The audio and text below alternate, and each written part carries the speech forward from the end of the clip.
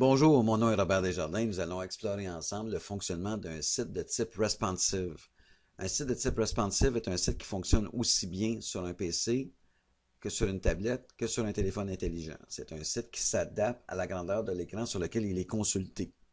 Vous avez devant vous présentement le site de NeoTelis qui est en format PC. Pour illustrer le fonctionnement du responsive, je vais tout simplement réduire l'écran et on va ensemble explorer le fonctionnement. Donc, je commence à réduire mon écran. Ce que vous allez noter comme première observation, c'est que les textes se réduisent, l'image se réduit et s'adapte à la grandeur de l'écran. Évidemment, on ne peut pas nécessairement réduire de façon illimitée la grandeur du texte puisque ça deviendrait illisible. Donc, on doit modifier le positionnement de certains éléments. Vous allez remarquer l'image, par exemple, la photo de la personne qui consulte le site qui est à la droite en haut. On a jugé que lorsque l'écran devient un peu plus petit, c'est un élément qui est peut-être non essentiel, donc on va tout simplement le faire disparaître. Donc, c'est ce qu'on vient de voir. Un peu la même chose au niveau du texte qui est à la droite du logo de NeoTelis. C'est un élément qui est peut-être moins essentiel lorsque l'écran est plus petit. Donc, on va tout simplement le faire disparaître de façon à nous laisser plus d'espace pour les autres éléments.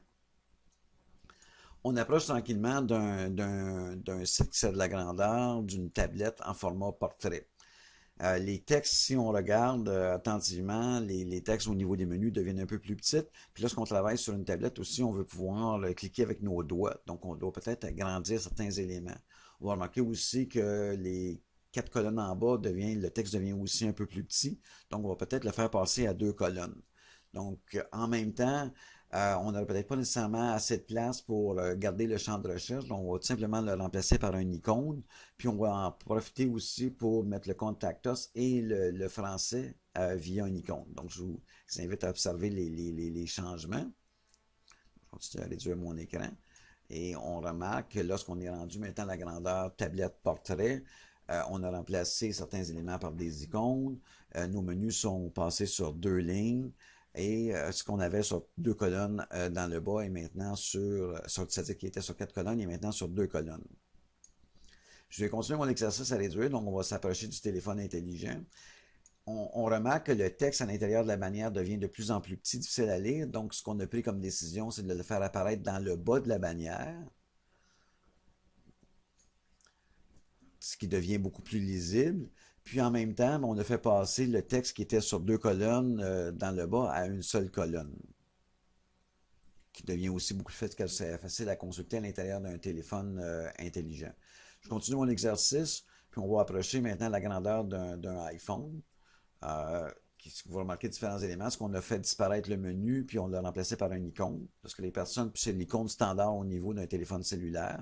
Si je clique sur mon icône, mes menus apparaissent, puis je peux absolument à ce moment-là consulter le site. Puis on a un site qui est très facile à consulter. Donc, la beauté du responsive, puis l'exercice c'est de vous l'illustrer, c'est que le site s'adapte parfaitement à la grandeur de l'écran sur lequel il est consulté. La beauté pour vous, c'est que vous avez à modifier un seul site et automatiquement, ce site-là devient disponible à jour sur toutes les plateformes. C'était notre démonstration. Merci de votre attention.